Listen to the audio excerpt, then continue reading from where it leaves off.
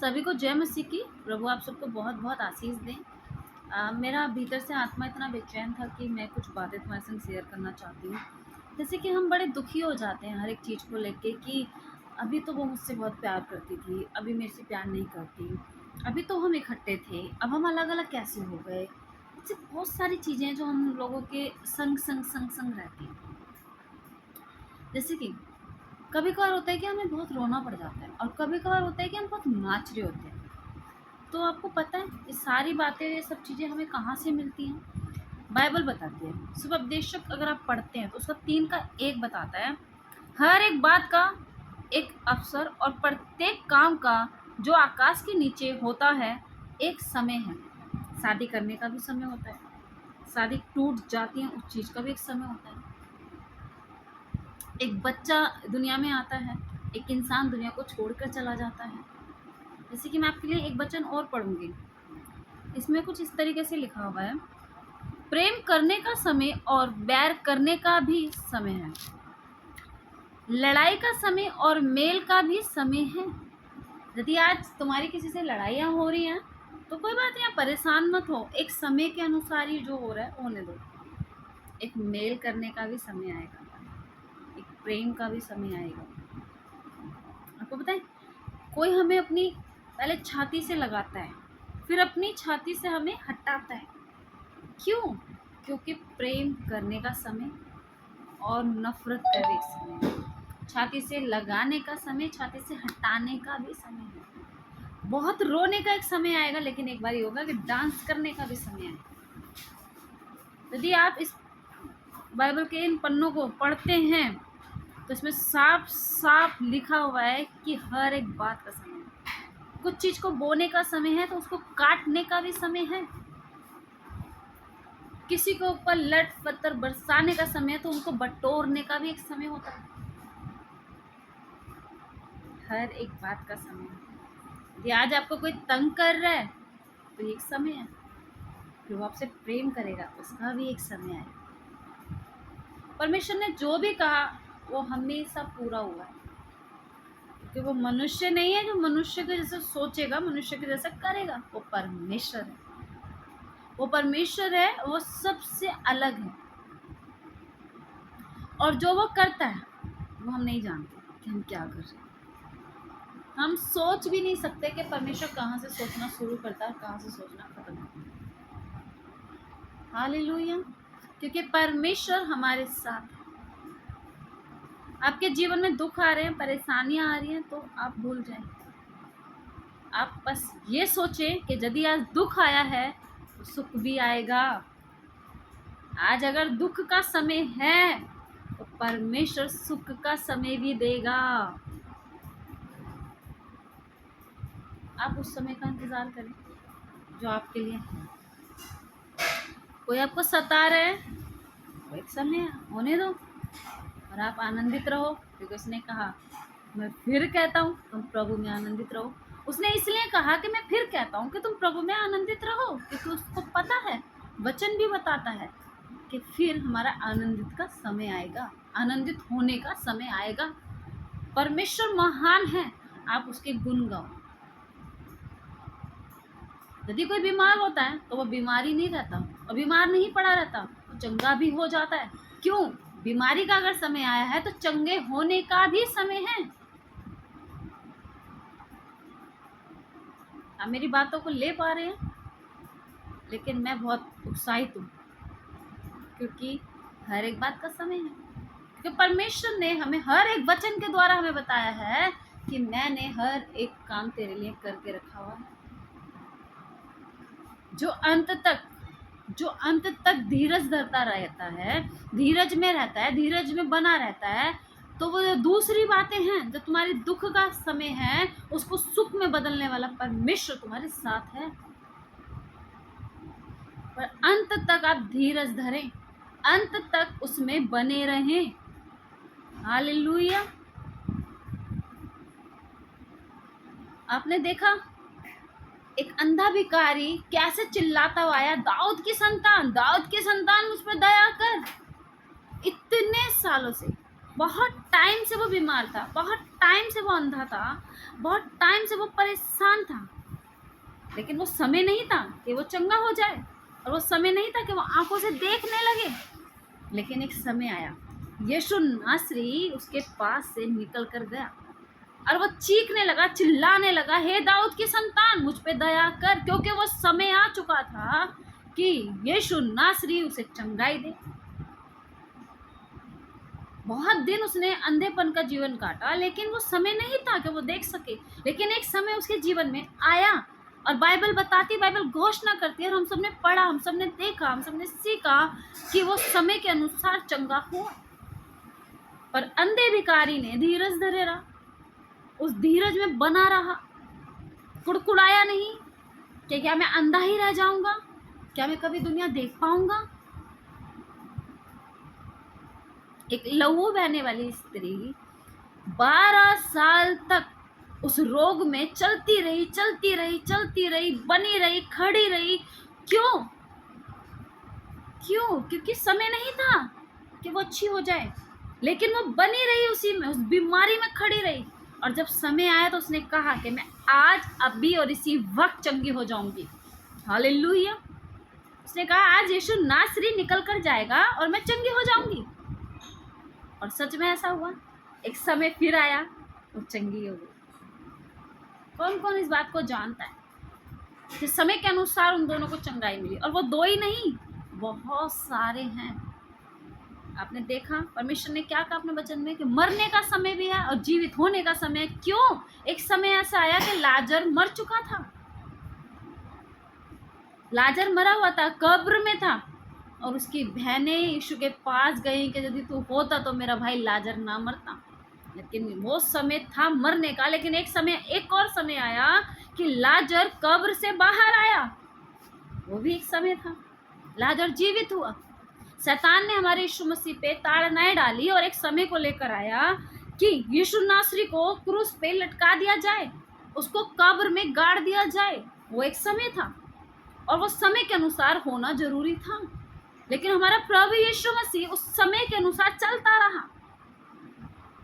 और फिर एक समय बहुत अच्छा आया कि वो कब्र को खाली कर कर आ गया। हर एक काम एक समय पे होता है। अगर यीशु मसीह एकदम से दम तोड़ता और दोबारा एक ही दम से दम को जीवित में ले आता तो कुछ अटपटा सा लगता, लेकिन एक समय के अनुसार हुआ। 3 दिन लगे इस चीज को, 3 दिन लगे कब्र खाली होने को। क्यों? क्योंकि परमेश्वर एक समय के अनुसार काम करता है। वो हर एक चीज का एक समय रखता है, उस समय को हमें पहचानना है। यदि आपके जीवन में परेशानी है, दुख है, बीमारी है, तो कोई बात नहीं, एक समय चल रहा है आपका, लेकिन आपके पास एक अच्छा समय भी आने वाला है। हालेलुया। एक अच्छे समय का आप इंतजार करें। प्रभु कहता है जो कमजोर है मैं उन्हें नया बल दूंगा, जो बीमार है मैं उन्हें चंगाई दूंगा।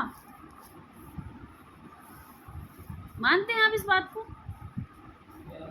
मान लीजिए कि अभी कोई बीमार है, तो क्या वो हमेशा बीमार रहेगा? नहीं, वो चंगा हो जाएगा। मान लीजिए एक छोटे से बच्चे ने जन्म लिया, तो क्या वो छोटा ही रह जाएगा? नहीं, अभी समय है, वो छोटा नन्हा बालक है, लेकिन वो बड़ा होता जाएगा। मेरा संदेश बस इतना ही है। मुझे नहीं पता मेरी ये बातें किसको खड़ा करेगी। शरीर में तो आप खड़े हैं, आत्मा में जो हमारी आत्मा है वो सीधी रहती है, लेकिन शरीर खड़ा तो है, दिख तो रहा है, लेकिन बार बार गिरता है। क्या पता ये बातें आपको शरीर में भी खड़ा कर सके जैसे आप आत्मा में खड़े हैं। तो हर एक चीज का समय है। आज घर के भीतर कुछ चीजें आ गई हैं जो हमें परेशान कर रही हैं, लेकिन एक समय है बाहर भी जाएंगी, कमरे से बाहर जाएंगी, दरवाजे से बाहर जाएंगी। क्यों? क्योंकि भजन बताता है, भजन संहिता बताता है कि परमेश्वर ने वायदा किया है कि तेरे डेरे के निकट कोई परेशानी को नहीं आने दूंगा। इसका मतलब वचन हमें घोषणा करता है कि परेशानी आ सकती है, एक समय आ सकता है, लेकिन मैं भीतर नहीं आने दूंगा। हालेलुया। पहले ही प्रभु ने क्यों नहीं कहा कि मैं अपने दूतों को भेजूंगा, वो तेरी अगुवाई करेंगे, तुझे हाथों हाथ उठा लेंगे। लेकिन उससे पहले उसने ये कहा कि मैं तेरे डेरे के निकट किसी को आने नहीं दूंगा। और यदि आ भी जाती है तो मैं एक समय ऐसा बना दूंगा कि वह तुझे हाथों हाथ उठा लेंगे। क्यों? हर चीज स्टेप बाय स्टेप क्यों हो रही है? क्योंकि परमेश्वर एक समय के अनुसार कार्य कर। प्रभु ने 7 दिन लगाए थे पूरी सृष्टि को करने में, तो वो अपने समय के अनुसार ही तो चल रहा था। हर एक दिन उसने हर एक काम को अलग अलग अलग अलग अलग अलग करा। वो तो परमेश्वर है, हमें तो उसके गुण गाने चाहिए। वो चाहता तो एक फूंक मार के सब कुछ बना देता, 1 मिनट में सब कुछ बना, लेकिन नहीं, ऐसा तो नहीं था ना। वहाँ पे ये था कि एक एक दिन में परमेश्वर ने समय के अनुसार हर एक चीज को बनाया, हर एक चीज को रचा, हर एक चीज के नाम रखे, हर एक चीज को अलग अलग अलग अलग रखा, सबको सबका काम दिया, रात को रात का काम दिया, दिन को दिन का काम दिया। और 7वें दिन जब समय आया, समय के अनुसार उसने कहा कि 7वां दिन विश्राम का दिन होगा। मेरा सारी आज की मेरी जो भी शाम की सारी बातें हैं वो एक समय को लेकर है। आपके जीवन में यीशु मसीह ने एक समय रखा है और वो उस समय पे पूरा करेगा। वो हमें एक समय देकर गया है, एक वायदा करके गया है कि मैं जा रहा हूँ और फिर आऊंगा। इसका मतलब एक समय आएगा। यीशु आज गया है और एक समय आएगा, वो आएगा। उसने कहा कि मैं जा रहा हूँ और जगह तैयार करूंगा और फिर तुम्हें लेकर जाऊंगा। यदि समय की कोई बात ही नहीं होती तो यीशु तो हमें संगे खींच के ले जाता, लेकिन हर एक काम एक समय से होगा। पहले यीशु सेवा कर रहा था, यीशु परमेश्वर की आज्ञाओं को मान रहा था, वो एक समय था। लेकिन आज एक समय है कि प्रभु ने हमें चुना है, हम सबको चुना है, हम करेंगे उस काम को। क्यों? क्योंकि समय हमारे हाथ में दिया गया कि अब तुम करो इस काम को, अब तुम करो इस काम को। हालेलुया। उसने कहा कि मैं आऊंगा और नीले आसमान के पार तुझे लेकर जाऊंगा। क्यों कहा? कि एक समय आएगा, उस समय के अनुसार सब कुछ हो जाएगा। हालेलुया। आपको पता है जब मैंने सेवा शुरू करी तो हम 4-5 जने थे। वो समय था कि हम छोटे झुंड में सेवा करें। आज आप सब देख रहे हैं कि हमारी सेवा बढ़ चुकी है, हम आगे बढ़ रहे हैं। क्या है ये? उसने वायदा करा है कि एक समय ऐसा आएगा, आज तू रो रही है तो अगला समय हंसने का आएगा। और उस समय को मैं धीरज धरे बैठी रही पकड़कर, क्योंकि मुझे पता था कि एक समय आएगा। और आज सेवा बढ़ रही है, अभी आने वाला समय और भी अच्छा है। तो आप किसी भी चीज़ को लेकर परेशान ना हो। बाइबल बहुत जगह बहुत सारे उदाहरण में बताती है कि एक समय है। हालेलुया। बहुत महान परमेश्वर है, जीवित परमेश्वर है, स्वर्ग में बैठा हुआ प्रभु है हमारा, जिंदा है और शांति का राजकुमार है। उसकी तारीफ करो, उसकी महिमा करो, क्योंकि अभी समय है, अभी समय है। जब आप चले जाएंगे दुनिया से, जब प्रभु में आप सो जाएंगे, समय समाप्त, समय समाप्त। आप कुछ नहीं कर पाएंगे, आप किसी के लिए प्रार्थना नहीं कर पाएंगे, किसी के लिए वचन नहीं पढ़ पाएंगे, किसी को प्रभु का नाम नहीं सुना पाएंगे, क्योंकि वो समय नहीं होगा। आज समय है, आप इस समय का फ़ायदा उठाएं, इस समय का लाभ उठाएं और इस समय में इस कार्य को करें जो समय तुम्हें दिया गया है। जब यीशु मसीह और हम और परमेश्वर जब इंसाफ हो रहा होगा, जब हम स्वर्ग में खड़े होंगे, सिंहासन के पास खड़े होंगे, तो आप क्या कहेंगे कि प्रभु मुझे अब समय दो, मुझे अब दुनिया में भेजो, अब मैं जाके इस कार्य को करूँगा। तो प्रभु कहेगा क्या तुमने वचन में नहीं पढ़ा कि हर एक चीज़ का समय था? अब तुम्हारा समय समाप्त हुआ, अब तुम सेवा नहीं कर सकते। समय अभी चल रहा है, इस समय को आप पकड़ें, समय से अपने काम को करना शुरू करें, परमेश्वर के कार्य को करना शुरू करें, टाइम से उठ के प्रार्थनाएं करें, अन्य भाषा में बातें करें, औरों के लिए प्रार्थनाएं करें। और जैसे यीशु ने कहा कि तुम्हारा समय शुरू हो गया, मेरा खत्म हो रहा है लेकिन तुम्हारा शुरू हो गया, तुम जाओ और जाति जाति के लोगों को सुसमाचार सुनाओ और पिता पुत्र पवित्र आत्मा के नाम से उन्हें बपतिस्मा भी देना। उसने ये नहीं कहा कि मैं भी करूंगा इस काम को, उसने कहा तुम जाओ। उसने उठाकर तुम्हें दिया कि अब तुम जाओ, तुम करो, क्योंकि वहां से हमारा समय शुरू हुआ। हर एक बात का समय है, हर एक चीज का एक समय है। आप समझ रहे हैं? परमेश्वर आपसे बहुत प्यार करता है और उसने अपनी सेवा तुम्हें दिया, उसने तुम्हें चुना है